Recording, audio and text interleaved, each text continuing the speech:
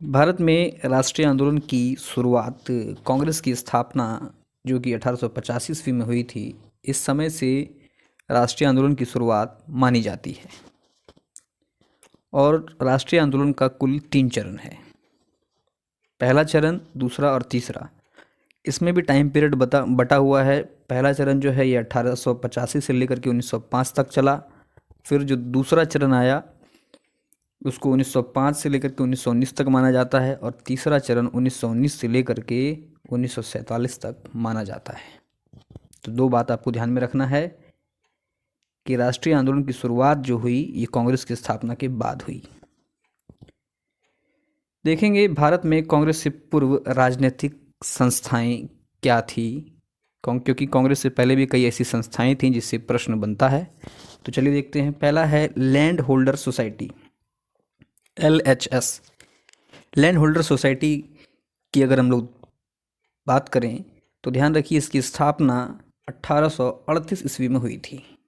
ध्यान रखना है, मार्च 1838। द्वारकानाथ टैगोर के द्वारा लैंड होल्डर सोसाइटी की स्थापना की गई थी और थियोडोर डिकेंस के सुझाव पर। वन लाइनर में बन सकता है कि किसके सुझाव पर द्वारकानाथ टैगोर ने लैंड होल्डर सोसाइटी की स्थापना की थी। सवाल ऐसे भी बनता है कि लैंड होल्डर सोसाइटी की स्थापना कब हुई थी, 1838। सवाल ये भी बनता है कि लैंड होल्डर सोसाइटी की स्थापना किसने की थी, द्वारिकानाथ टैगोर। बात करें अन्य सदस्यों की तो देखिए राधाकांत देव, प्रसन्न कुमार ठाकुर इसके अन्य सदस्य थे। इसका उद्देश्य क्या था, स्थापना करने का उद्देश्य क्या था, तो बंगाल, बिहार, उड़ीसा के जमींदारों के हितों की रक्षा करना लैंड होल्डर सोसाइटी का प्रमुख उद्देश्य था। आगे देखिए क्या कहता है कि इस सहयोग के संगठन हेतु 1839 ईस्वी में ब्रिटेन में एडम्स के द्वारा ब्रिटिश इंडिया सोसाइटी की स्थापना की गई थी। ध्यान रखिएगा,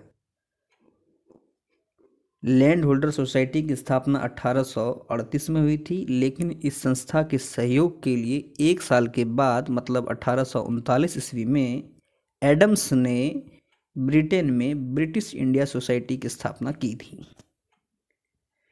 अगला जो फैक्ट है कहता है कि लैंड होल्डर सोसाइटी को भारत का प्रथम राजनीतिक संस्था माना जाता है। ध्यान रखिए। अब बात करते हैं, आपसे सवाल देखिए किस तरह बन सकता है कि लैंड होल्डर सोसाइटी के संबंध में निम्नलिखित कथनों पर विचार करें। 2-3 कथन दे सकता है आपको कि लैंड होल्डर सोसाइटी को भारत का प्रथम राजनीतिक संस्था माना जाता है। इसकी स्थापना 1840 ईस्वी में हुई थी। इसके संस्थापक द्वारकानाथ टैगोर थे। इसका मुख्य उद्देश्य बंगाल, बिहार, उड़ीसा के जमींदारों के हितों की रक्षा करना था। इस तरह से आपको 3-4 स्टेटमेंट देके पूछेगा कौन सा सही है। तो जैसे यहाँ पे ऑप्शन में हम लोगों ने बात किया 1840 में हुई थी, जी नहीं, 1838 में हुई थी। तो कई सारे जब इम्पोर्टेंट फैक्ट्स को एक क्वेश्चन के रूप में पिरो दिया जाता है तो वो क्वेश्चन हमें हार्ड लगने लगता है। इसका वजह ये है कि हम लोगों ने विस्तार से उसको पढ़ा नहीं, केवल वन लाइनर हम लोग पढ़ के रहते हैं। जब चीज़ों को विस्तार से पढ़ेंगे तो आपके दिमाग में काफ़ी लंबे समय तक रहेगी। चलिए आगे देखते हैं। Bengal British association. देखिए बंगाल ब्रिटिश एसोसिएशन की स्थापना 1843 कलकत्ता में हुई थी। ध्यान रखिएगा, इसकी स्थापना में भी द्वारकानाथ टैगोर का महत्वपूर्ण योगदान था। बंगाल ब्रिटिश एसोसिएशन की स्थापना 1843 कलकत्ता में, और इसके संस्थापक सदस्यों की बात करें तो द्वारकानाथ टैगोर का इसमें भी महत्वपूर्ण योगदान था। इसके अध्यक्ष की बात करें तो जॉर्ज थॉमसन और इसके सचिव प्यारे मित्र थे। ध्यान रखिएगा, जब आप विस्तार से पढ़ने लगते हैं तो आपको लगता है कि ये चीज़ इम्पोर्टेंट नहीं है, ये कौन पूछ सकता है। आजकल कुछ भी पूछ सकता है। जो आपको लगता है कि ये इम्पोर्टेंट है, ये बहुत हाईलाइट बहुत बार पूछा गया है, अब वही चीज़ नहीं पूछा जा रहा है, तो ध्यान रखना है। बंगाल ब्रिटिश एसोसिएशन की स्थापना 1843 कलकत्ता में, द्वारकानाथ टैगोर इसके महत्वपूर्ण संस्थापक सदस्य रहे हैं और इसके अध्यक्ष थॉमसन और सचिव प्यारे चंद्र मित्र थे। सवाल आपसे डायरेक्ट पूछ सकता है कि बंगाल ब्रिटिश एसोसिएशन की स्थापना कब हुई थी, 1843। पूछ सकता है कि बंगाल ब्रिटिश एसोसिएशन के सचिव कौन थे? प्यारे चंद्र मित्र। कहता है लैंड होल्डर सोसाइटी जहां धनिक वर्ग की थी, वहीं बंगाल ब्रिटिश एसोसिएशन पढ़े लिखे लोगों का एक संगठन था। लैंड होल्डर सोसाइटी की बात अभी हम लोगों ने की कि इसकी स्थापना 1838 द्वारकानाथ टैगोर के द्वारा की गई। राधाकांत देव इसमें प्रमुख सदस्य के रूप में, जो काफ़ी फेमस हुए थे। आगे जाके पढ़ेंगे इनके बारे में। फिर हम लोगों ने पढ़ा बंगाल, बिहार, उड़ीसा के जमींदारों की हितों की रक्षा करना इसका मुख्य उद्देश्य था और भारत का प्रथम राजनीतिक संस्था इसे माना जाता है। फिर हम लोगों ने देखा बंगाल ब्रिटिश एसोसिएशन। अब देखते हैं ब्रिटिश इंडियन एसोसिएशन। ध्यान रखिएगा, ब्रिटिश इंडियन एसोसिएशन की स्थापना 31 अक्टूबर 1851 कलकत्ता में हुई थी। आप ये भी याद रख सकते हैं कि ब्रिटिश इंडियन एसोसिएशन की स्थापना अक्टूबर 1851 में हुई थी कलकत्ता में। देखिए क्या कहता है कि लैंड होल्डर सोसाइटी और बंगाल ब्रिटिश एसोसिएशन का विलय करके ब्रिटिश इंडियन एसोसिएशन की स्थापना की गई थी।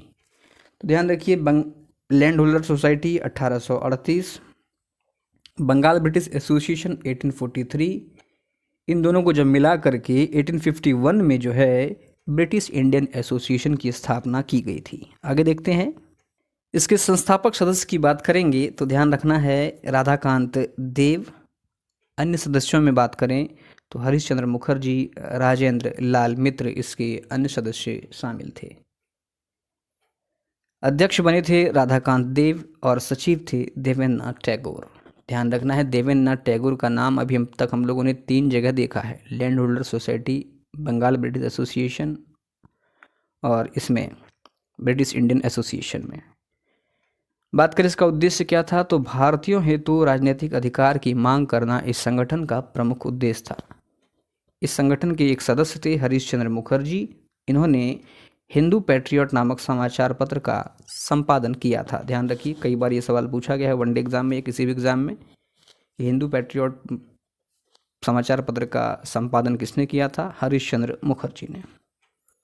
बात करें ब्रिटिश एसोसिएशन के प्रमुख कार्यों की तो ध्यान रखिए, इन्होंने 1856 और 1860 में भारत व ब्रिटेन में सिविल परीक्षा एक साथ कराने की मांग की थी। इसके अलावा देखिए 1865 में सिविल सेवा उम्र जो है ये 22 वर्ष से 21 वर्ष कर दिया गया था, जिसका कि ब्रिटिश एसोसिएशन ने विरोध किया था। इनके प्रमुख कार्य थे। यहाँ पर एक नोट में ध्यान रखना है कि 1875 ईस्वी में शिशिर कुमार घोष ने बंगाल में इंडियन लीग की स्थापना की थी। कई दफ़ा सवाल बनता है कि इंडियन लीग की स्थापना किसने की थी? शिशिर कुमार घोष ने। इंडियन लीग की स्थापना कब की गई थी? 1875 में। आगे देखेंगे इंडियन एसोसिएशन, भारतीय संघ, जो कि बहुत महत्वपूर्ण है। देखिए क्या कहता है कि इंडियन एसोसिएशन की स्थापना जुलाई 1876 कलकत्ता में हुई थी। ध्यान रखना है, इंडियन एसोसिएशन भारतीय संघ की स्थापना कब हुई थी? 1876 कलकत्ता में। ये इसलिए ध्यान में रखना है क्योंकि एक तरफ आपको संगठन दे देगा, एक तरफ आपको वर्ष दे देगा और कह देगा मिलाने के लिए। संस्थापक की बात करें तो सुरेंद्र नाथ बनर्जी ने आनंद मोहन बोस के सहयोग से इंडियन एसोसिएशन की स्थापना की थी। कहता है कि इंडियन एसोसिएशन कांग्रेस से पूर्व प्रथम अखिल भारतीय राजनीतिक संस्था माना जाता है। बहुत इंपॉर्टेंट सवाल है। इंडियन एसोसिएशन को क्या कह रहा है कि कांग्रेस से पहले पहला अखिल भारतीय संस्था माना जाता है। कौन? इंडियन एसोसिएशन, भारतीय संघ। इसकी स्थापना सुरेंद्र नाथ बनर्जी ने 1876 कलकत्ता में की थी आनंद मोहन बोस के सहयोग से। आगे देखिए क्या कहता है कि सुरेंद्र नाथ बनर्जी को राष्ट्रगुरु एवं बिना ताज का बादशाह कहा जाता है। ध्यान रखना है, राष्ट्रगुरु किसे कहते हैं? सुरेंद्र नाथ बनर्जी को। बिना ताज का बादशाह सुरेंद्र नाथ बनर्जी को। फिर कहता है कि इंडियन एसोसिएशन ने सिविल सेवा परीक्षा में सुधार की मांग की, arms act, vernacular press act तथा इल्बर्ट बिल आदि को लेकर के आंदोलन चलाया था। इंडियन एसोसिएशन के प्रमुख कार्यों को भी आपको ध्यान में रखना है कि सिविल सेवा परीक्षा में इन्होंने सुधार की मांग की, arms act, vernacular press act, Ilbert bill, इन सभी को लेकर के इन्होंने आंदोलन किया था। कहता है कि सुरेंद्र नाथ बनर्जी आईसीएस सेवा से बर्खास्त होने वाले पहले भारतीय थे। कई दफ़ा ये सवाल वनडे एग्जाम में पूछा जाता है, तो ध्यान रखना है कि आईसीएस सेवा से बर्खास्त होने वाले पहले भारतीय सुरेंद्र नाथ बनर्जी थे। इनकी नियुक्ति 1869 ईस्वी में असम में हुई थी। ध्यान रखना है, इनकी नियुक्ति कब हुई थी? 1869 असम में। कहता है इंडियन एसोसिएशन के सदस्य थे द्वारिकानाथ गांगुली। इंडियन एसोसिएशन के एक सदस्य थे द्वारिकानाथ गांगुली। इन्होंने असम के चाय बागान के कुलियों के समर्थन में आंदोलन चलाया था। तो ध्यान रखना है, द्वारिकानाथ गांगुली इंडियन एसोसिएशन के एक सदस्य थे। इन्होंने असम में जो चाय बागान में जो कुली होते थे उनके साथ हो रही जातियों के खिलाफ द्वारिकानाथ गांगुली जी ने आवाज़ उठाया, आंदोलन चलाया था। सभी धर्मों व जातियों को राष्ट्रीय आंदोलन हेतु संगठित करना तथा आंदोलन में मध्यम वर्गों को प्राथमिकता देना, ये इंपॉर्टेंट है, ध्यान रखिएगा। मध्यम वर्गों को प्राथमिकता देना इंडियन एसोसिएशन का प्रमुख उद्देश्य था। क्लियर है? इंडियन एसोसिएशन के बारे में अभी तक हम लोगों ने पढ़ा कि जुलाई 1876 कलकत्ता में इसकी स्थापना हुई थी। सुरेंद्र नाथ बनर्जी के द्वारा इसकी स्थापना आनंद मोहन बोस के सहयोग से किया गया था।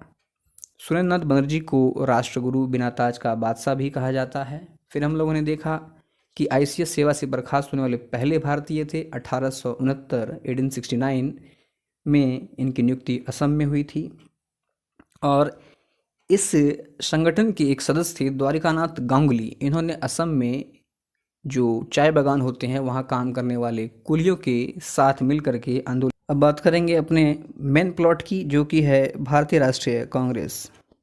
ध्यान रखिए, स्थापना 1885 में किसके द्वारा? तो ए.ओ. ह्यूम, एलन एक्टोवियन ह्यूम के द्वारा इसकी स्थापना की गई थी, भारतीय राष्ट्रीय कांग्रेस की।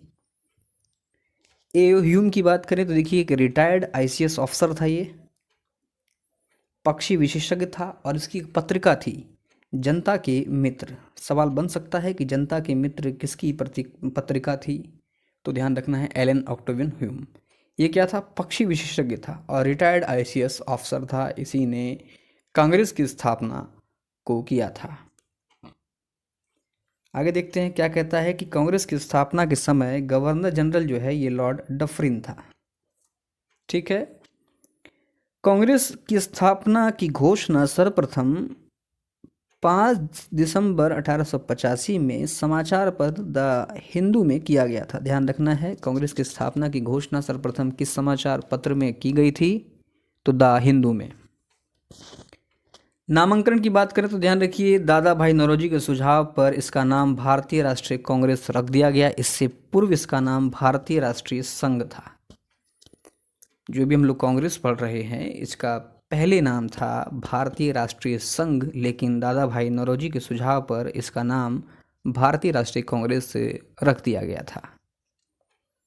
देखिए क्या कहता है कि कांग्रेस का पहला अधिवेशन 28 दिसंबर 1885 को बम्बई के गोकुलदास तेजपाल संस्कृत स्कूल में किया गया था और प्रथम अधिवेशन के अध्यक्ष डब्ल्यू.सी. बनर्जी थे। ये ईसाई कम्युनिटी से आते थे, ध्यान रखिए।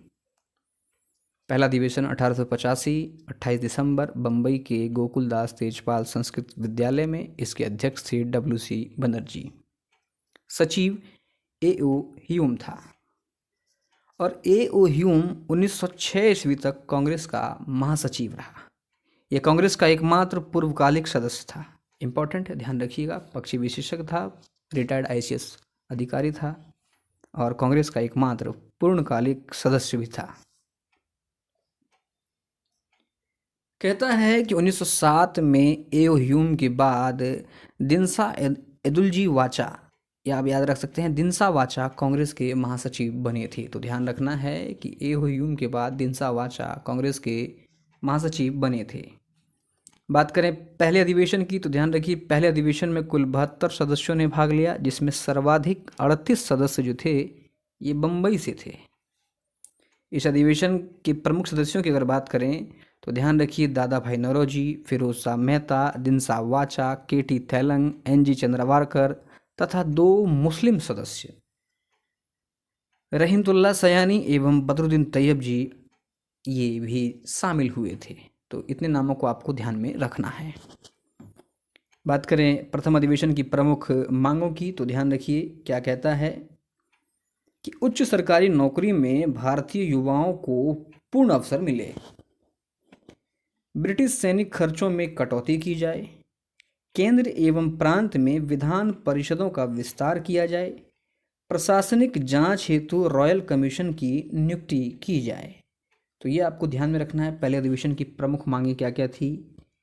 तो सरकारी नौकरी में युवाओं को पूरा अवसर मिलना चाहिए, जो ब्रिटिश सैनिक खर्चे हो रहे हैं भारत के ऊपर लोड है उसमें कमी की जाए, विधान परिषद का विस्तार किया जाए और प्रशासनिक जांच हेतु रॉयल कमीशन की नियुक्ति की जानी चाहिए। ये इसकी प्रमुख मांग थी। इसके अलावा अन्य महत्वपूर्ण तथ्य में देखेंगे हम लोग। देखिए क्या कहता है कि लाला लाजपत राय ने कांग्रेस की स्थापना को सेफ्टी वॉल्व या अभेद दीवार के रूप में माना ताकि ब्रिटिश साम्राज्य की सुरक्षा की जा सके। ये आप कह सकते हैं कि सेफ्टी वाल्व का सिद्धांत जो है लाला लाजपत राय ने दिया था। और लाला लाजपत राय ने यंग इंडिया समाचार पत्र में इस सेफ्टी वाल्व सिद्धांत के बारे में चर्चा किया था। यंग इंडिया समाचार पत्र में 1916 में लाला लाजपत राय ने यंग इंडिया के लेख में कांग्रेस को डफरिन के दिमाग की उपज या कांग्रेस को डफरिन की शिशु ये बताया था। तो ध्यान रखना है आपको, सवाल पूछ सकता है स्टेटमेंट के रूप में कि किसने ये कहा था कांग्रेस डफरिन के दिमाग की उपज है, लाला लाजपत राय। फिर देखिए रजनी पामदत्त के भी अपने कुछ विचार थे। रजनी पामदत्त ने इंडिया टुडे में लिखा कि कांग्रेस की स्थापना ब्रिटिश सरकार द्वारा एक पूर्व नियोजित योजना के तहत की गई थी। ब्रिटिश सरकार के द्वारा कांग्रेस की स्थापना एक प्लानिंग के तहत किया गया था, ये कहा है रजनी पामदत्त ने इंडिया टुडे में। ध्यान रखिएगा कांग्रेस की स्थापना के समय भारत का सचिव आर चर्चिल था। इंपॉर्टेंट फैक्ट है, कांग्रेस का सचिव कौन था? माफ करें, भारत का सचिव आर चर्चिल। जब कांग्रेस की स्थापना हुई 1885 ईस्वी में, उस समय भारत के जो सचिव थे वो थे आर चर्चिल। देखिए क्या कहता है कि लाला लाजपत राय ने एओ ह्यूम के लिए भी कुछ कहा था। उन्होंने कहा कि ह्यूम स्वतंत्रता के पुजारी थे, भारत की दुर्दशा पर उनका दिल रोता था, परंतु सबसे पहले वे अंग्रेज देशभक्त थे। मतलब यहाँ जो सिचुएशन चल रही थी इससे ह्यूम को परेशानियाँ होती थी, लेकिन इससे पूर्व, इससे पहले वो अंग्रेज़ों के भक्त थे या अंग्रेजी शासन के बारे में पहला उनका विचार था। वो उनकी जो है मजबूरी कह लें या अंग्रेज देशभक्त वो थे। कहता है कि कांग्रेस के प्रथम मुस्लिम अध्यक्ष बदरुद्दीन तैयब जी थे। ये कांग्रेस के तीसरे अधिवेशन 1887 में मद्रास अधिवेशन के अध्यक्ष बने थे। ध्यान रखना है, कांग्रेस का पहला मुस्लिम अध्यक्ष बदरुद्दीन तैयब जी। सवाल आपसे पूछ सकता है कि कांग्रेस के पहले मुस्लिम अध्यक्ष बदरुद्दीन तैयब जी ने किस अधिवेशन की अध्यक्षता की थी? मद्रास अधिवेशन 1887 की। वहीं अगर बात करें कांग्रेस का पहला अंग्रेज अध्यक्ष तो जॉर्ज यूले। जॉर्ज यूले ने इलाहाबाद 1888 के चौथे अधिवेशन की अध्यक्षता की थी। ध्यान रखना है, इलाहाबाद में चौथा अधिवेशन 1888 ईस्वी में हुआ था। इसमें जो कांग्रेस का अध्यक्ष था ये था जॉर्ज यूले। गोपाल कृष्ण गोखले चौथे अधिवेशन में शामिल हुए थे। उन्होंने इस अधिवेशन में नारा दिया था, हम सब भारतीय पहले हैं, हिंदू मुस्लिम सिख ईसाई बाद में है। ध्यान रखिएगा, सवाल आपसे बन सकता है कि निम्न में से यह कथन किसका है कि हम सब पहले भारतीय हैं, बाद में हिंदू मुस्लिम सिख ईसाई हैं। तो कांग्रेस का जो चौथा अधिवेशन हुआ था इलाहाबाद 1888 ईस्वी में, जिसका अध्यक्ष जॉर्ज यूले था, इसी अधिवेशन में गोपाल कृष्ण गोखले शामिल हुए और उन्होंने ही यह नारा दिया था। आगे क्या कहता है कि बाल गंगाधर तिलक सर्वप्रथम कांग्रेस के 5वें अधिवेशन 1889 बम्बई अधिवेशन में शामिल हुए थे। ध्यान रखना है, सवाल आपसे ये भी पूछ सकता है कि बाल गंगाधर तिलक सर्वप्रथम कांग्रेस के किस अधिवेशन में शामिल हुए थे? तो ये 5वें अधिवेशन में शामिल हुए थे। चौथे में गोपाल कृष्ण गोखले पहली बार शामिल हुए थे। बात करते हैं दादा भाई नौरोजी की। तो ध्यान रखिए, इन्होंने कांग्रेस की जो अध्यक्षता है ये 3 बार की है। 1886 कलकत्ता अधिवेशन, 1893 लाहौर अधिवेशन और 1906 कलकत्ता अधिवेशन। सवाल आपसे पूछ सकता है निम्न में से किस अधिवेशन की अध्यक्षता जो है या किस वर्ष की अध्यक्षता दादा भाई नौरोजी ने नहीं की थी? तो आपको डेट याद रखना है, ईयर 1886 में किया था, 93 में किया था, 1906 में किया था। 2 कलकत्ता, 1 लाहौर। कांग्रेस से संबंधित कुछ कथनों की बात करें जो कि अक्सर एग्जाम में पूछे जाते हैं, तो कहता है कांग्रेस देशद्रोही संगठन है। ये कहा था करजन ने। किसने कहा था? करजन ने। फिर कहता है कि कांग्रेस मेढक के समान है जो वर्ष में एक बार टरटराता है। ये कथन है बाल गंगाधर तिलक का। अगला जो कथन है कि कांग्रेस अधिवेशन शिक्षित भारतीयों का राष्ट्रीय मेला है। ये लाला लाजपत राय जी का कथन है। इंपॉर्टेंट है, सवाल आपसे पूछ सकता है कि निम्न में से ये कथन किसका है? ये कांग्रेस अधिवेशन शिक्षित भारतीयों का राष्ट्रीय मेला है, लाला लाजपत राय। कांग्रेस हिंदू सवर्णों की संस्था है। हिंदू सवर्णों की संस्था कहा था मोहम्मद अली जिन्ना ने। बात करेंगे अब उग्रवादी राष्ट्रवादी चरणों की। देखिए, उग्रवादी चरण की मुख्य नेताओं की अगर बात करें तो बाल गंगाधर तिलक, बिपिन चंद्र पाल, लाला लाजपत राय, अरविंद घोष, ये इसके प्रमुख नेता थे जिन्होंने इस समय का जो है भरपूर प्रयोग किया। 1905 से लेकर के 1919 तक अपने दम पर इन्होंने जो है जो क्रांति का रंग रूप तौर तरीका सब बदल दिया था। उसके बारे में विस्तार से देखेंगे, लेकिन पहले इन लोगों के बारे में कुछ इंपॉर्टेंट फैक्ट्स देख लेते हैं। क्या क्या कहता है देखिए। बाल गंगाधर तिलक को नवराष्ट्रवाद या उग्रवाद का जनक कहा जाता है। सवाल अगर आपसे पूछ ले कि नव राष्ट्रवाद या उग्रवाद का जनक किसे माना जाता है, तो ध्यान रखना है बाल गंगाधर तिलक को। बाल गंगाधर तिलक को ही भारत का बेताज बादशाह, लोकमान या मिस्टर ब्लंट भी कहा जाता है। अच्छा सवाल बन सकता है कि किस उग्रवादी नेता को मिस्टर ब्लंट कहा जाता है, तो ध्यान रखिएगा बाल गंगाधर तिलक को भारत का बेताज बादशाह, लोकमान और मिस्टर ब्लंट जैसे उपाधियों से जाना जाता है। कहता है लाल बाल पाल को भारतीय राष्ट्रवाद की त्रिमूर्ति कहा जाता है। ध्यान रखिएगा, भारतीय राष्ट्रवाद की त्रिमूर्ति किसे कहा जाता है? लाला लाजपत राय, बाल गंगाधर तिलक और बिपिन चंद्र पाल को। बिपिन चंद्र पाल प्रारंभिक समय में उदारवादी थे, बाद में ये उग्रवादी दल में शामिल हो गए थे। सवाल अगर आपसे पूछ सकता है कि वह नेता कौन था जो प्रारंभ में उदारवादी था किंतु बाद में उग्रवादी के गुटों में शामिल हो गया था, तो ये थे बिपिन चंद्र पाल। अरविंद घोष ने पांडिचेरी में ओरोविले आश्रम की स्थापना की थी। ओरोविले आश्रम पांडिचेरी, अरविंद घोष। और अरविंद घोष ने ही कहा था कि कांग्रेस श्रमिक वर्ग से दूर है और यह जो कांग्रेस संगठन है ये अराष्ट्रवादी है। ध्यान रखना है। लाला लाजपत राय के गुरु मैजनी थे। मैजनी की पुस्तक द ड्यूटी ऑफ मैन का उर्दू में अनुवाद लाला लाजपत राय ने किया था। सवाल बन सकता है कि लाला लाजपत राय के गुरु कौन थे, तो ध्यान रखिए ये मैजनी थे।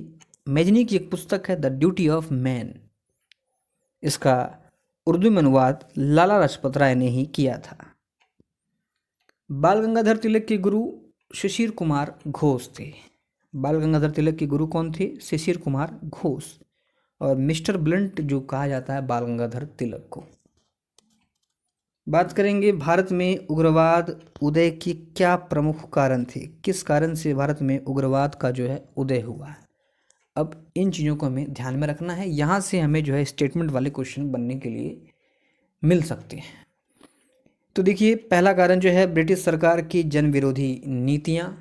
कई सारी इन्होंने जो है ऐसी नीतियाँ बनाई जिसमें कि जो कि जनता को बिल्कुल भी पसंद नहीं आया, जनता के खिलाफ था। अगला जो है कारण है यह है लॉर्ड कर्जन 1899-1905। ध्यान रखिएगा कार्यकाल, इसकी नीतियाँ। बात करें 1904 में विश्वविद्यालय अधिनियम लॉर्ड कर्जन के काल में ही आया था। और सबसे जो फेमस हुआ कांड ये था 1905 बंगाल विभाजन। भारत को क्षेत्रीय आधार पर विभाजित करने का कर्जन ने प्रयास किया था। मुख्यतः इसका प्रयास था कि राष्ट्र या बंगाल में हो रही राष्ट्रवादी चेतना को खत्म करना, कम करना, उसके बीच में फूट डालना। इसके अलावा अगर कारणों की बात करें, उग्रवाद के उदय के कारणों की बात करें तो भारतीय समाचार पत्र का बढ़ता प्रभाव, इसमें भी अगर बात करें तो बंगवासी, केसरी, काल आदि जैसी कई सारी समाचार पत्रें थी जिससे लोग रूबरू होते थे और राष्ट्रीय भावना उनमें जो है जागृत होती थी। इन सभी पत्रों में ब्रिटिश सरकार की नीतियों की जो है आलोचना की गई थी। फिर कहता है कि स्वामी विवेकानंद, बाल गंगाधर तिलक, अरविंद घोष इत्यादि राष्ट्रवादी विचारकों के द्वारा भारतीय युवाओं के वर्ग में नव चेतना का संचार किया गया। इन्होंने जो युवा वर्ग थे उनको मोटिवेट किया। विवेकानंद ने कहा था कि कमजोरी पाप है और कमजोरी ही मृत्यु है, अर्थात अगर आप अन्याय को सह रहे हैं तो आप कमजोर हैं, और अगर आप कमजोर हैं तो ये आपका पाप है। तिलक ने राष्ट्रवाद की चेतना को जागृत करने हेतु धार्मिक रूढ़िवाद का सहारा लिया। इसी क्रम में 1893 में गणपति महोत्सव तथा 1895 में शिवाजी महोत्सव के माध्यम से महाराष्ट्र में राष्ट्रवादी चेतना को जगाया था। अब देखिए, ये दो लाइन अलग अलग कर सकता है कि बाल गंगाधर तिलक के बारे में निम्नलिखित कथनों पर विचार करें, कौन सा सही है कौन सा गलत है। कथन ए में आपको दे सकता है कि बाल गंगाधर तिलक ने राष्ट्रवाद की चेतना जागृत करने हेतु धार्मिक रूढ़िवाद का सहारा लिया, कथन एक। कथन दो में दे सकता है कि शिवाजी महोत्सव की शुरुआत 1895 ईस्वी में की गई थी। कौन सा कथन सही है? तो ऐसे सवाल हमारे सामने में अब परोसे जाएंगे, उन्हें हमें अच्छे से ध्यान में रख के बनाना है। कहता है, तिलक ने स्वराज, स्वदेशी व बहिष्कार का सर्वप्रथम मंत्र फूंकते हुए कहा कि हमारा राष्ट्र वृक्ष है जिसका मूल तना स्वराज है तथा स्वदेशी एवं बहिष्कार इसकी शाखाएं हैं। ये आपसे कथन के रूप में भी पूछ सकता है कि निम्न में यह कथन जो है किसका है, कि वृक्ष जो है, हमारा राष्ट्र एक वृक्ष है जिसका मूल तना स्वराज है तथा स्वदेशी एवं बहिष्कार इसकी शाखाएं हैं। तो ये कथन जो है बाल गंगाधर तिलक का है, ध्यान रखना है। और इन्होंने मतलब राष्ट्रवाद की चेतना को बढ़ाने के लिए धार्मिक रूढ़िवाद का सहारा लिया था। बात करेंगे बंग भंग व स्वदेशी आंदोलन की। तो देखिए, बंगाल विभाजन 1905 में लॉर्ड कर्जन के द्वारा कर दिया गया था। हम लोगों ने पीछे भी पढ़ा, सभी को मालूम है। लॉर्ड कर्जन को भारतीय राष्ट्रवाद का उत्प्रेरक कहा जाता है, ध्यान रखिएगा। पीछे जो अभी हम लोगों ने कारण देखे कि भारतीय राष्ट्रवाद के उदय की प्रमुख कारणों की जब हम लोगों ने चर्चा की, जिसमें हम लोगों ने देखा था ब्रिटिश सरकार की नीतियाँ, जो भारतीय समाचार पत्र किस तरह लोगों को जागृत कर रहे थे, विवेकानंद, बाल गंगाधर तिलक, लाला लाजपत राय, इन लोगों ने युवाओं को प्रेरित किया, और भी कई सारे महत्वपूर्ण कारणों को हम लोगों ने देखा था कि जिस कारण से भारत में राष्ट्रवाद का उदय हो रहा था। और ऐसे समय में बंगाल का विभाजन करना कर्जन ने कर दिया। इससे क्या हुआ कि हिंसा या आंदोलन की जो गति थी वह तीव्र हो गई। तो कैटलिस्ट का काम किया था कर्जन ने, इसलिए कर्जन को भारतीय राष्ट्रवाद का उत्प्रेरक भी कहा जाता है, ध्यान रखिएगा। कर्जन ने प्रशासनिक हवाला देते हुए कहा कि इतने बड़े क्षेत्रों को बिना विभाजित किए सुव्यवस्थित शासन चलाना मुश्किल है। ये कर्जन के द्वारा कारण दिया गया था। लेकिन वास्तविक कारण की बात करें तो बंगाल में फैल रही राष्ट्रीय चेतना को समाप्त करना कर्जन का प्रमुख उद्देश्य था। कर्जन ने अपना रीजन दिया और बंगाल को दो भागों में जो है बांट दिया था। पश्चिम बंगाल, जिसमें कि उड़ीसा एवं बिहार दोनों शामिल थे, इसकी राजधानी कलकत्ता थी, और उस समय जो है पश्चिम बंगाल जो है हिंदू बाहुल्य क्षेत्र में था। अगर बात करें पूर्वी बंगाल की तो देखिए ये मुस्लिम बाहुल्य क्षेत्र था, इसकी राजधानी जो है ढाका थी, और पूर्वी बंगाल का एक गवर्नर था बेमफाइल्ड फुल्लर, बी फुल्लर। बेमफाइल्ड फुल्लर ने मुसलमानों को अपनी चहेती बेगम के रूप में परिभाषित किया। इन्होंने जो है बांटने की पूरी तरह से कोशिश की, क्षेत्रीय आधार पर, धार्मिक आधार पर, भाषाई आधार पर। ध्यान रखिएगा, कहता है कि बेमफाइल्ड फुल्लर ने मुसलमानों को अपनी चहेती बेगम के रूप में परिभाषित किया। इस प्रकार बंगाल का विभाजन न केवल क्षेत्रीय आधार पर अपितु धार्मिक आधार पर भी किया गया था। आगे देखते हैं। बंगाल विभाजन के समय कांग्रेस का अध्यक्ष, ध्यान रखना है, सर हेनरी कॉटन था। Sir Henry cotton. सवाल बन सकता है कि बंगाल का विभाजन लॉर्ड कर्जन के द्वारा किया गया था, इस समय कांग्रेस का अध्यक्ष कौन था? Sir Henry cotton. बंगाल विभाजन का प्रस्ताव दिसंबर 1903 में ही लाया गया था। बंगाल विभाजन का निर्णय 19 जुलाई 1905 को लिया गया था। प्रस्ताव आया था 1903 में, निर्णय लिया गया है 19 जुलाई 1905 को। और बंगाल विभाजन 16 अक्टूबर 1905 को लागू कर दिया गया था। ध्यान रखना है, प्रस्ताव लाया था 1903 में, निर्णय लिया 19 जुलाई 1905 को और लागू किया गया 16 अक्टूबर 1905 को। कहता है इस दिन लोगों ने काला दिवस मनाया, चूल्हा नहीं जला, लोगों ने उपवास रखा, गली गली में वंदे मातरम गीत गाया, हिंदू मुस्लिम भाइयों ने आपस में राखी बांध करके रक्षाबंधन पर्व मनाया। कहता है कि बंगाली संजीवनी जैसे समाचार पत्रों ने अपने लेखनों में या लेखों में बंगाल विभाजन का विरोध किया था। लेकिन कुछ व्यक्ति ऐसे भी थे, कुछ संगठन ऐसे भी थी जिन्होंने बंगाल विभाजन का समर्थन किया था। बात करें ऐसी की तो कहता है ढाका के नवाब सलीमुल्लाह, जो कि मुस्लिम लीग का संस्थापक था, और उसके भाइयों, उसके अनुयायियों के द्वारा बंगाल विभाजन का समर्थन किया गया था। ध्यान रखना है, मुस्लिम लीग ने बंगाल विभाजन का समर्थन किया था। इसके अलावा देखिए, कहता है कि बंगाल विभाजन जो किया गया उसमें कुछ लोग जो है इसके सपोर्ट में भी थे, जैसे मुस्लिम लीग थी। और इधर जो बंगाल विभाजन से नाराज़ थे, विभाजन के विरोध में धरना दे रहे विद्यार्थियों को बंगाल के सचिव कार्लाइल ने, बंगाल का सचिव था कार्लाइल, इसने विद्यार्थियों के संस्थानों को अनुदान, मान्यता एवं छात्रवृत्ति वापस लेने की धमकी दी। जो लोग बंगाल विभाजन के विरोध में, खास करके छात्र जो आंदोलन कर रहे थे, तो सचिव था उस समय बंगाल का कार्लाइल, उसने कहा कि बाबू आंदोलन वापस लो, नहीं तो स्कूल को जो अनुदान मिल रहा है, जो तुम लोगों को छात्रवृत्ति मिलती है, इसको हम वापस ले लेंगे, अब आगे से नहीं मिलेगा। तो इसके विरोध में कृष्ण कुमार मित्र ने एंटी सर्कुलर सोसाइटी की स्थापना की थी। बहुत अच्छा सवाल बन सकता है कि एंटी सर्कुलर सोसाइटी की स्थापना किसने की थी? तो कृष्ण कुमार मित्र ने। और कृष्ण कुमार मित्र ही जो है ये संजीवनी पत्र के संपादक भी थे। संजीवनी पत्र के संपादक कौन थे? कृष्ण कुमार मित्र। एंटी सर्कुलर सोसाइटी बनाया था। कहता है 7 अगस्त 1905 को कलकत्ता के टाउन हॉल की एक बैठक में स्वदेशी आंदोलन की घोषणा की गई। इसी बैठक में सुरेंद्रनाथ बनर्जी ने बहिष्कार का प्रस्ताव पारित किया था। ध्यान रखना है कि स्वदेशी आंदोलन की घोषणा कब की गई थी? 7 अगस्त 1905 को। बहिष्कार का प्रस्ताव किसने पारित किया था? सुरेंद्रनाथ बनर्जी ने। 7 अगस्त 1905 को सुरेंद्रनाथ बनर्जी ने बंगाल विभाजन के विरोध में बहिष्कार का प्रस्ताव पारित कर दिया।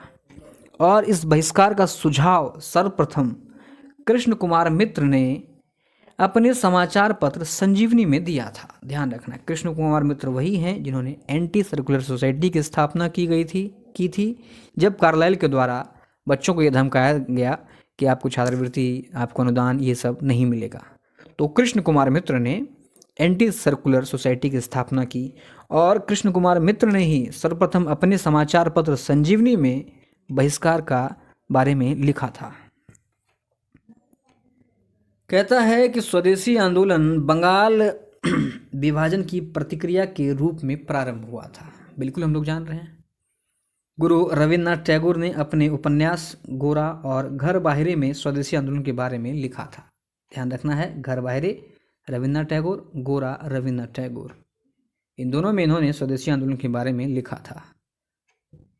बात करेंगे बनारस अधिवेशन की, तो ध्यान रखिए बनारस अधिवेशन 1905 में हुआ था और इसके अध्यक्ष थे गोपाल कृष्ण गोखले। बनारस अधिवेशन 1905, अध्यक्ष गोपाल कृष्ण गोखले।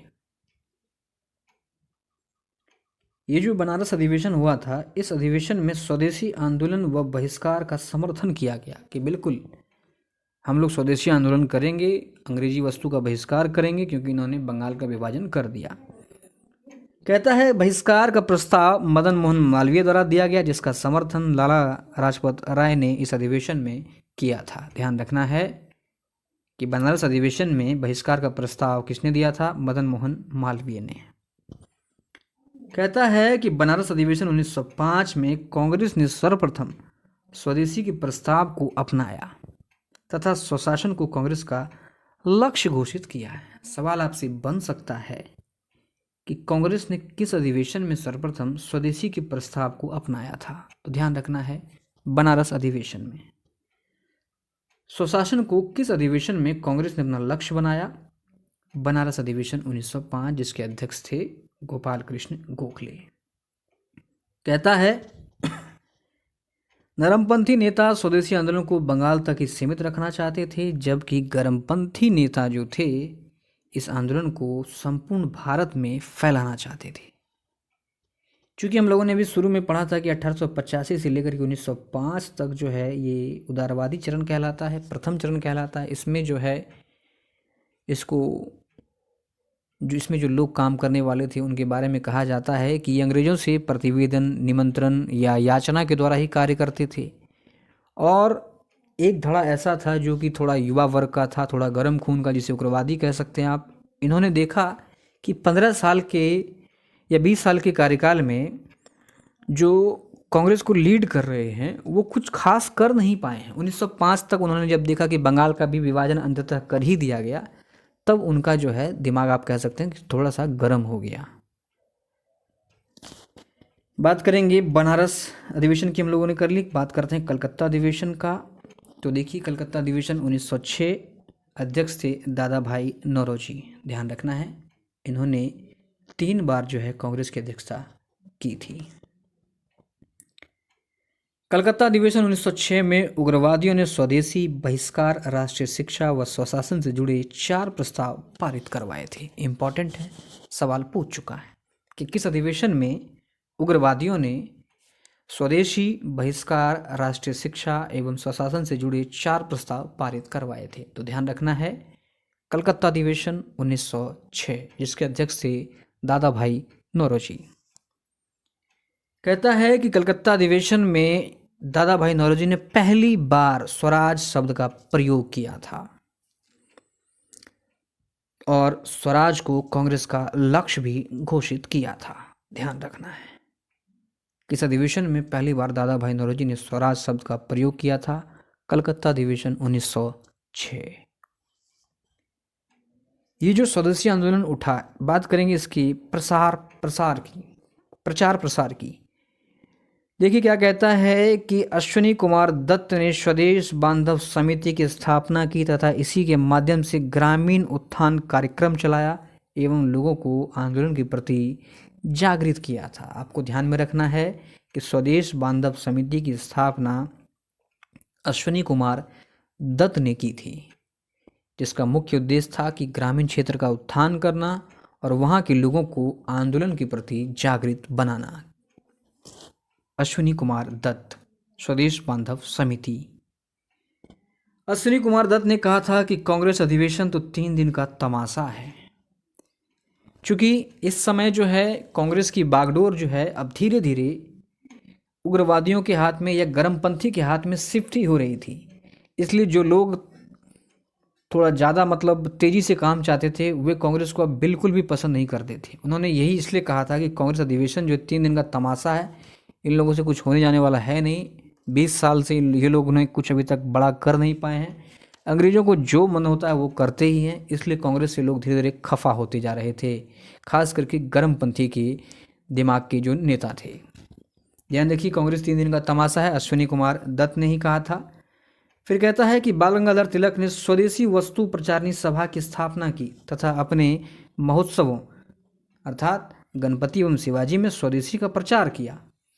इनकी पुत्री, तिलक की पुत्री थी श्रीमती केतकर ने भी इसमें इनका सहयोग किया था। ध्यान रखना है, सवाल आपसे पूछ सकता है कि स्वदेशी वस्तु प्रचारणी सभा की स्थापना किसने की थी? बाल गंगाधर तिलक ने। इनकी पुत्री थी श्रीमती केतकर। फिर कहता है कि लाला लाजपत राय एवं अजीत सिंह ने स्वदेशी का प्रचार प्रसार पंजाब व उत्तरी भारत में किया था। दिल्ली में स्वदेशी आंदोलन का प्रचार प्रसार सैयद हैदर रजा ने किया और मद्रास में स्वदेशी आंदोलन का प्रचार प्रसार चिदम्बरम पिल्लई, सुब्रमण्यम शिवा, जैसे नेताओं के द्वारा किया गया था। क्योंकि यहाँ पर भी एक क्लैश का रीज़न आता है कि जो उदारवादी नेता थे ये चाहते थे कि स्वदेशी आंदोलन जो है ये बंगाल तक सीमित रहे, लेकिन गर्मपंथी उग्रवादी जो नेता थे ये चाहते थे कि स्वदेशी आंदोलन का प्रचार प्रसार पूरे देश में हो, ताकि अंग्रेज़ों को मालूम चले, उनके ऊपर एक बड़ा इम्पैक्ट आए। इसलिए भी जाके दोनों नेताओं मतलब दोनों धड़ों के बीच में क्लैश उत्पन्न हुए। तो यहाँ हम लोगों ने देखा कि इसका प्रचार प्रसार कैसे हुआ। अश्विनी कुमार दत्त ने किया, बाल गंगाधर तिलक ने अपने स्केल पर किया, मतलब जो नेता जिस क्षेत्र से काफ़ी फेमस थे उन लोगों ने अपने अपने क्षेत्रों में इसका प्रचार प्रसार किया, लोगों को जागरूक किया। बात करेंगे स्वदेशी आंदोलन के प्रभाव की, तो ध्यान रखिए क्या क्या प्रभाव पड़ा। तो विदेशी वस्तुएं, स्कूल, अध्यापक, वस्त्र इत्यादि सभी का बहिष्कार कर दिया गया। देखिए कहता है कि भारतीय धोबी, मोची, रसोइया आदि ने अंग्रेजों को सेवा देने से इनकार कर दिया कि नहीं भाई, अब अपना काम खुद करो। इस आंदोलन ने भारत में राष्ट्रीयता, आत्मशक्ति व आत्मनिर्भरता को बढ़ाया। अच्छा सवाल है, ध्यान रखिए, अच्छा पॉइंट है कि स्वदेशी आंदोलन ने भारत में राष्ट्रीयता, आत्मशक्ति एवं आत्मनिर्भरता को बढ़ाया। कहता है कि राष्ट्रीय शिक्षा को बढ़ावा देने हेतु बंगाल में शांति निकेतन के तर्ज पर नेशनल कॉलेज की स्थापना हुई, जिसके पहले प्रिंसिपल अरविंद घोष बने। ध्यान रखना है, नेशनल कॉलेज की स्थापना हुई थी स्वदेशी आंदोलन के दौरान और इसके पहले प्रिंसिपल थे अरविंद घोष। कहता है 15 अगस्त 1906 को राष्ट्रीय शिक्षा परिषद की स्थापना की गई थी। कई बार सवाल पूछता है कि राष्ट्रीय शिक्षा परिषद की स्थापना कब हुई थी? 15 अगस्त 1906 को। इसी समय तकनीकी शिक्षा हेतु 25 जुलाई 1906 को बंगाल टेक्निकल इंस्टीट्यूट की भी स्थापना की गई थी। ध्यान रखना है कि बंगाल टेक्निकल इंस्टीट्यूट की स्थापना कब हुई थी? 25 जुलाई 1906। शांति निकेतन की स्थापना रविन्द्रनाथ टैगोर ने की थी और डॉन सोसाइटी की स्थापना सतीश चंद्र मुखर्जी ने की थी। डॉन सोसाइटी इंपॉर्टेंट है, सवाल पूछ सकता है कि डॉन सोसाइटी की स्थापना किसने की थी? सतीश चंद्र मुखर्जी ने। और शांति निकेतन की स्थापना रविन्द्रनाथ टैगोर ने की थी। ये दोनों स्थापनाएं जो हैं बंग भंग आंदोलन के दौरान ही की गई थी और शांति निकेतन के तर्ज पर ही जो है नेशनल कॉलेज की स्थापना किया गया था, जिसके पहले प्रिंसिपल बने थे अरविंद घोष। आगे देखते हैं। कहता है इस आंदोलन के दौरान स्वदेशी उद्योगों की भी स्थापना की गई, जैसे पीसी रॉय ने बंगाल में केमिकल फैक्ट्री स्थापित किया था। बंगाल में केमिकल फैक्ट्री किसने स्थापित किया था? पीसी रॉय ने। जमशेदपुर में इस्पात की फैक्ट्री स्थापित की गई थी। रविन्द्रनाथ टैगोर ने अमार सोनार बंगला नामक गीत लिखा था। यह गीत 1971 में बांग्लादेश का राष्ट्रीय गीत बना था।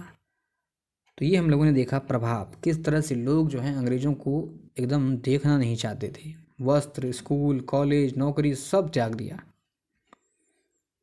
बात करेंगे स्वदेशी आंदोलन के कारण कला संस्कृति के क्षेत्र में क्या योगदान रहा। तो कहता है 1907 ईस्वी में नंदलाल बोस ने चित्रकला के क्षेत्र में विशेष योगदान दिया। 1907 ईस्वी में ही जो है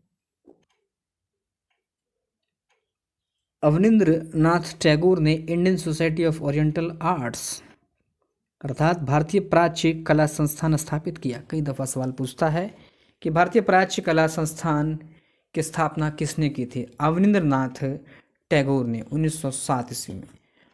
और ये जो संगठन था, ये जो संस्था थी, इससे छात्रवृत्ति लेने वाले पहले छात्र थे नंदलाल बोस, पेंटर।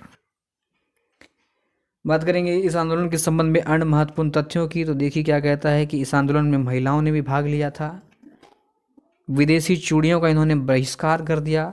महिलाएं जो है धरना प्रदर्शन आदि में शामिल हुई थी।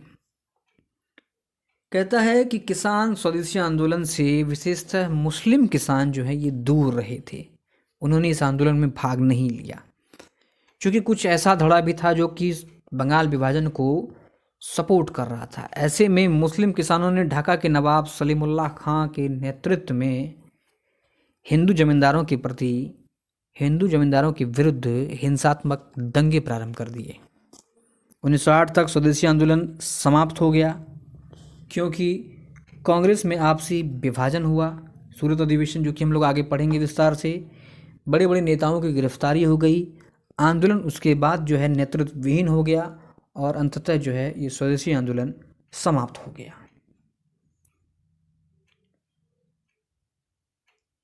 कांग्रेस का विभाजन, सूरत अधिवेशन, ध्यान रखिए कब हुआ था ये सूरत अधिवेशन? 1907, 26 दिसंबर 1907 को। कई बार अधिवेशन और डेट भी दे देता है, तो आपको ध्यान में रखना है 1907 26 दिसंबर कांग्रेस का विभाजन सूरत अधिवेशन में। स्थान तो आपको मालूम ही है, सूरत ताप्ती नदी के किनारे।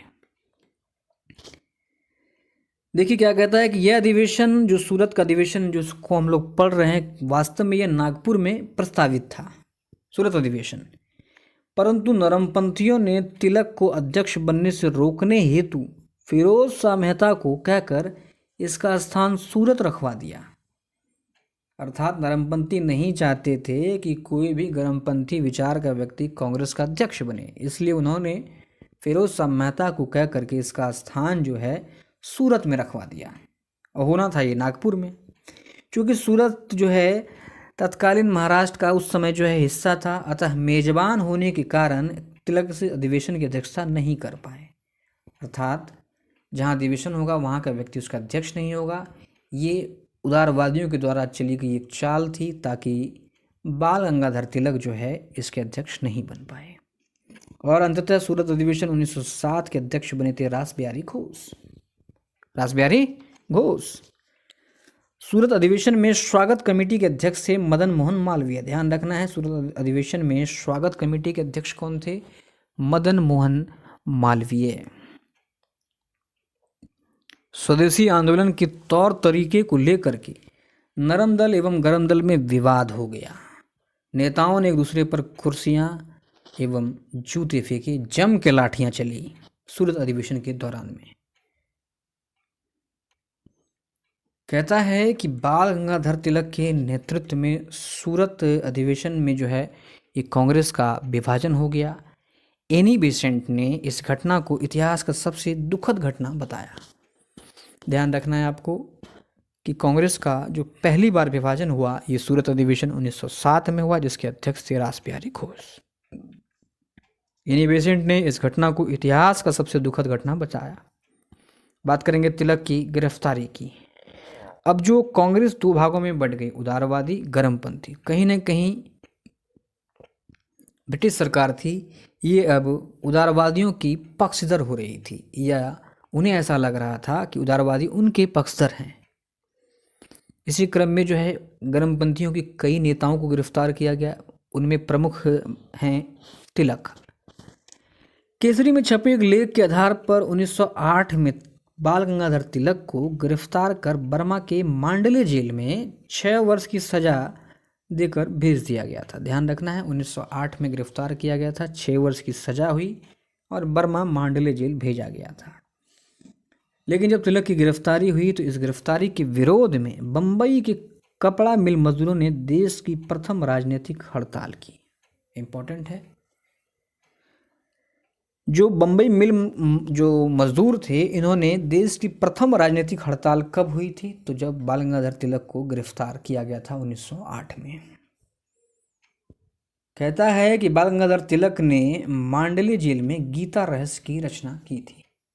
ध्यान रखिए, गीता रहस्य की रचना किसने की थी? बाल गंगाधर तिलक ने, मांडले जेल में। तिलक को 6 साल की कठोर सजा सुनाई गई थी 1908 में, और ये सजा सुनाने वाला जो न्यायाधीश था स्ट्रेची। काफ़ी वीडियो लंबा हो गया। अब मुस्लिम लीग, ये हम लोग आगे पढ़ेंगे। और इसी तरह से जो इम्पोर्टेंट फैक्ट है, जो डीप फैक्ट है, उसको कवर करते हुए आगे बढ़ते जाएंगे। मोस्टली देखिए इसमें हमारा कारण, उद्देश्य, प्रभाव, इन पर फोकस करना है। उम्मीद है आपको वीडियो अच्छा लगा होगा। वीडियो अच्छा लगा तो लाइक और शेयर जरूर करें। मिलते हैं अगले लेक्चर में, तब तक के लिए जय हिंद।